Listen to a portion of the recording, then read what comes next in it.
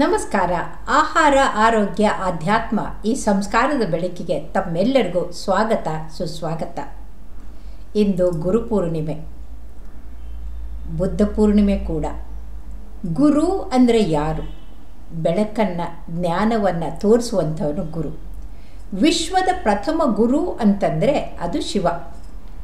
ಶಿವನ ಪ್ರಥಮ ಶಿಷ್ಯರು ಅಂತಂದರೆ ಸಪ್ತರ್ಷಿಗಳು. ಹಾಗಾಗಿ ಗುರು ಶಿಷ್ಯ ಪರಂಪರೆಯನ್ನು ಪ್ರಾರಂಭ ಮಾಡಿದ್ದು ಶಿವ, ಅದರ ಜೊತೆಗೆ ಋಷಿಮುನಿ. ಈ ಸಪ್ತರ್ಷಿಗಳಲ್ಲಿ ಪ್ರಥಮರಾದಂಥ ಅತ್ರಿಯವರು, ಅವರ ಹೆಂಡತಿ ಸತಿ ಅನಸೂಯ, ಇಬ್ಬರ ಪುತ್ರ ದತ್ತಾತ್ರೇಯ. ಮುಂದೆ ದತ್ತಾತ್ರೇಯ ಈ ಗುರು ಶಿಷ್ಯ ಪರಂಪರೆಯನ್ನು, ಗುರುಕುಲ ಸಿಸ್ಟಮನ್ನು ಪ್ರಾರಂಭ ಮಾಡಿ ಮನುಕುಲವನ್ನು ಉದ್ಧಾರಗೊಳಿಸಿದಂಥವರು ದತ್ತಾತ್ರೇಯ. ದತ್ತಾತ್ರೇಯ ಅಂತಂದರೆ ತ್ರಿಮೂರ್ತಿಗಳ ರೂಪ. ಹಾಗಾಗಿ ಈ ತ್ರಿಮೂರ್ತಿಗಳಲ್ಲಿರುವಂಥ ಎಲ್ಲವನ್ನ ಪಡೆದಂಥ ದತ್ತಾತ್ರೇಯ ಪ್ರಥಮವಾಗಿ ಗುರುಕುಲ ಪ್ರಾರಂಭ ಮಾಡಿದರು. ಅವರು ಪ್ರಾರಂಭ ಮಾಡಿದ ಗುರುಕುಲ ಇವತ್ತಿಗೂ ಕೂಡ ಅದರ ಅವಶೇಷಗಳು ಅರಾವಳಿ ಹಿಲ್ಸಲ್ಲಿ, ನಾವು ರಾಜಸ್ಥಾನಕ್ಕೆ ಹೋದರೆ ಗೊತ್ತಾಗತ್ತೆ. ನಾನು ಮೆಟ್ಲು ಹತ್ಕೊಂಡು ಅಲ್ಲಿ ದತ್ತಾತ್ರೇಯ ಪಾದುಕೆ ಇದ್ದಿದ್ದ ಸ್ಥಳಕ್ಕೆ ಹೋಗ್ಬಿಟ್ಟು ಬಂದಿದ್ದೀನಿ. ಅದ್ಭುತವಾದಂಥ ಸ್ಥಳ. ಇನ್ನು ದತ್ತಾತ್ರೇಯ ಅಂತಂದರೆ ಅವರಿಗೆ ಒಂದು ಸಲ ಕೇಳ್ತಾರೆ, ನಿಮ್ಮ ಗುರುಗಳು ಯಾರು ಅಂತ. ಈ ಗುರು ಶಿಷ್ಯ ಪರಂಪರೆ ಪ್ರಾರಂಭ ಆಗಬೇಕಾದ್ರೆ ಗುರುಗಳು ಯಾರಾದರೂ ಇರಬೇಕಲ್ಲ. ಅವರು ತಮ್ಮ ತಂದೆ ಹೆಸರು ಹೇಳಲ್ಲ, ಆದರೆ ಹೇಳ್ತಾರೆ ನನಗೆ ಒಂದು ಗುರು ಅಲ್ಲ 24 ಗುರುಗಳು ಅಂತ. 24 ಗುರುಗಳ ಅಂತ. ಈಗ ಹೇಗೆ ನಮಗೆ ಒಂದೊಂದು ಸಬ್ಜೆಕ್ಟ್ಗೆ ಒಬ್ಬೊಬ್ಬರು ಗುರುಗಳಿರ್ತಾರಲ್ಲ ಹಾಗೆ ಅಂತ ಅಲ್ಲ. ಅವ್ರು ಹೇಳ್ತಾರೆ ನಿಸರ್ಗದಲ್ಲೇ ಶಿವನನ್ನು ಕಂಡಂಥವ್ರು. ಈ ನಿಸರ್ಗದಲ್ಲಿರುವಂಥ ಪ್ರತಿಯೊಂದು ನನಗೆ ಪಾಠ ಕಲಿಸ್ಕೊಟ್ಟಿರೋದ್ರಿಂದ ಅವುಗಳೇ ಗುರುಗಳು. ಅಂದರೆ ಪಂಚಭೂತಗಳು, ಸೂರ್ಯ ಚಂದ್ರ, ಅದರ ಜೊತೆಗೆ ಜಿಂಕೆಗಳು, ಆನೆ, ಅದಕ್ಕಿಂತ ಮುಖ್ಯವಾಗಿ ಜೇಡು ಮತ್ತು ಜೇನ್ನೋಣ, ಇವೆಲ್ಲವೂ ಹೀಗೆ 24 ನಿಸರ್ಗದಲ್ಲಿರೋರೆಲ್ಲವೂ ತನ್ನ ಗುರು ಅಂತ ಹೇಳ್ಕೊತಾರೆ ನಮ್ಮ ದತ್ತಾತ್ರೇಯ.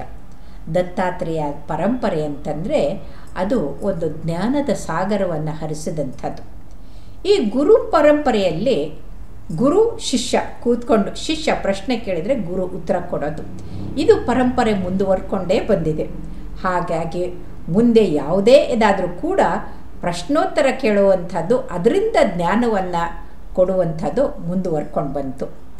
ಇವತ್ತಿನ ಶಾಲೆ ಕಾಲೇಜುಗಳಿಗೂ ಅಂದಿನ ಗುರುಕುಲಗೂ ಏನು ವ್ಯತ್ಯಾಸ ಅಂದರೆ, ಶಾಲೆ ಕಾಲೇಜುಗಳಲ್ಲಿ ಕೇವಲ ಅವರಿಗೆ ಇನ್ಫಾರ್ಮೇಷನ್ ಕೊಡ್ತಾರೆ, ಇದು ಹೀಗೆ ಹೀಗೆ ಅಂತ ಪಾಠ ಮಾಡ್ತಾರೆ. ಆದರೆ ಗುರುಕುಲದಲ್ಲಿ 5ಕ್ಕೂ ಪ್ರಮುಖವಾಗಿ ಒಂದು ಶರೀರ ಸ್ವಾಸ್ಥ್ಯ ಇರೋದ್ರ ಬಗ್ಗೆ ಕಲಿಸ್ಕೊಡ್ತಾಯಿದ್ರು. ಎರಡನೇದು ಬುದ್ಧಿ ಚುರುಕಾಗಕ್ಕೆ, ಅವರು ಮೆಮೊರಿ ಹೆಚ್ಚಾಗಕ್ಕೆ ಅವರು ಶ್ಲೋಕಗಳನ್ನು ಕಂಠಪಾಠ ಮಾಡ್ತಾಯಿದ್ರು. ಸೊ ಪರಂಪರೆಯಾಗಿ ಎಲ್ಲ ಶ್ಲೋಕಗಳನ್ನು ಇಲ್ಲಿವರೆಗೂ ಉಳಿಸ್ಕೊಂಡು ಬಂದಿದ್ರು. ಅಂದರೆ ಆವಾಗ ಬರೆಯೋದಿರಲಿಲ್ಲ. ಬುದ್ಧಿ. ಮುಂದೆ ಮನಸ್ಸು. ಯಾರ ಮನಸ್ಸು ಚೆನ್ನಾಗಿರುತ್ತೋ ಅವರ ಆರೋಗ್ಯ ಚೆನ್ನಾಗಿರುತ್ತೆ.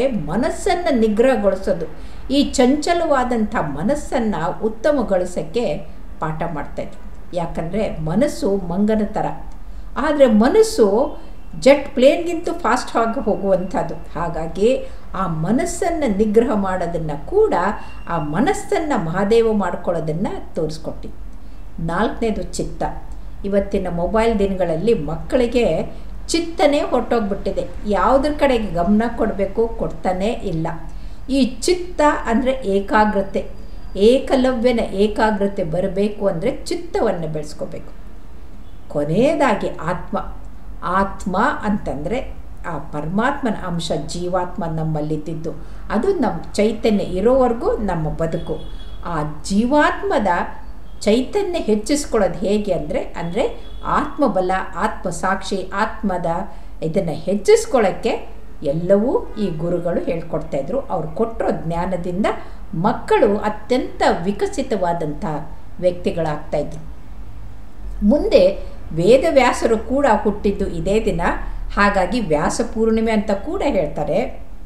ವೇದವ್ಯಾಸರು ಇವತ್ತಿನ ಭಾರತ ಮತ್ತು ಟಿಬೆಟ್ಟಿನ ಕೊನೆ ಊರಿನಲ್ಲಿ ಅಲ್ಲಿ ಗುಹೆ ಇದೆ. ಆ ಗುಹೆ ಒಳಗಡೆಗೆ ಕೂತ್ಕೊಂಡು ಅವರು ವೇದಗಳನ್ನು ಬರೆದಿದ್ದು, ಅದು ಗಣೇಶನ ಹತ್ರ ಬರೆಸಿದ್ದು ಇವತ್ತಿಗೂ ನಾವು ಅಲ್ಲಿ ಹೋಗಿ ನೋಡ್ಬೋದು. 5000ಕ್ಕಿಂತಲೂ ಹೆಚ್ಚು ವರ್ಷದ ಹಿಂದಿಂದು. ಸೊ ವೇದವ್ಯಾಸರ ಹುಟ್ಟಿರೋದ್ರಿಂದ ವ್ಯಾಸ ಪೂರ್ಣಿಮೆ ಅಂತ ಕೂಡ ಹೇಳ್ತಾರೆ. ಮುಂದೆ ಸಹಸ್ರಾರು ವರ್ಷದಿಂದ ಬುದ್ಧ ಬಂದಾಗ ಬುದ್ಧನಿಗೆ ಎನ್ಲೈಟ್ಮೆಂಟ್ ಆಗಿದ್ದು ಕೂಡ ಇದೇ ದಿನ ಆಗಿದ್ದರಿಂದ ಬುದ್ಧ ಪೂರ್ಣಿಮೆ ಕೂಡ ಅಂತಂತಾರೆ. ಜೈನರು ಕೂಡ ಇದನ್ನು ಅತ್ಯಂತ ಶುಭಕರ ಅಂತಾರೆ. ಯಾಕಂದರೆ ತೀರ್ಥಂಕರರಿಗೆ ಎನ್ಲೈಟ್ಮೆಂಟ್ ಆಗಿರೋದು, ಸಾಕ್ಷಾತ್ಕಾರ ನಿರ್ವಾಣವಾಗಿರೋದು ಕೂಡ ಇದೇ ದಿನ ಆಗಿರೋದ್ರಿಂದ ಜೈನರು ಕೂಡ ಈ ಪೂರ್ಣಿಮೆಯನ್ನು, ಗುರು ಪೂರ್ಣಿಮೆಯನ್ನು ಪ್ರಮುಖವಾಗಿ ಆಚರಿಸ್ತಾರೆ. ಗುರು ಅಲ್ಲಿ 3 ಜನ, 1 ಶಿಕ್ಷಾಗುರು, 2 ದೀಕ್ಷಾಗುರು, ಮೋಕ್ಷಾಗುರು. ಶಿಕ್ಷಣ ಕೊಡುವಂಥವ್ರಿಗೆ ಅವರು ಶಿಕ್ಷಕರು, ಆದರೂ ಕೂಡ ನಾವು ಗುರು ಅಂತ ನಮಸ್ಕರಿಸ್ತೀವಿ. ನೆಕ್ಸ್ಟ್ ದೀಕ್ಷಾ ಕೊಡೋರು, ದೀಕ್ಷೆ ಕೊಟ್ಟು ನಮಗೆ ಒಂದು ಆಧ್ಯಾತ್ಮಿಕ ಜೀವನವನ್ನು ನಡೆಸೋಕ್ಕೆ ಕಲಿಸ್ಕೊಡೋರು. 3ನೇದು ಮೋಕ್ಷಾಗುರು. ಹಾಗಾಗಿ ಈ 3 ಗುರುಗಳು ಕೂಡ ನಮಗಿರೋದ್ರಿಂದ ನಮಗೆ ಗುರುರ್ ಬ್ರಹ್ಮ, ಗುರುರ್ ವಿಷ್ಣು, ಗುರುರ್ ದೇವೋ ಮಹೇಶ್ವರ, ಗುರುರ್ ಸಾಕ್ಷಾತ್ ಪರಬ್ರಹ್ಮ, ತಸ್ಮೈ ಶ್ರೀ ಗುರುವೇ ನಮಃ ಅಂತೀವಿ. ಯಾಕಂತಂದರೆ ಗುರುವಿಂದ ನಮ್ಮ ಒಂದು ವಿಕಸಿತ ಆಗುವಂಥದ್ದು, ಗುರುವಿಂದ ನಮ್ಮನ್ನು ಮುಂದೆ ಒರೆಸ್ಕೊಂಡು ಸಂರಕ್ಷಣೆ ಮಾಡೋದು, ಗುರುವಿಂದ ನಮ್ಮ ಅಲ್ಲಿರುವ ದುರ್ಗುಣಗಳು, ದುರಭ್ಯಾಸಗಳು ಎಲ್ಲವನ್ನ ದೂರ ಮಾಡುವಂಥವರು ಮಹೇಶ್ವರ. ಹಾಗಾಗಿ ಬ್ರಹ್ಮ, ವಿಷ್ಣು, ಮಹೇಶ್ವರರು ಅವರೇ ನಮಗೆ ಗುರುಗಳು.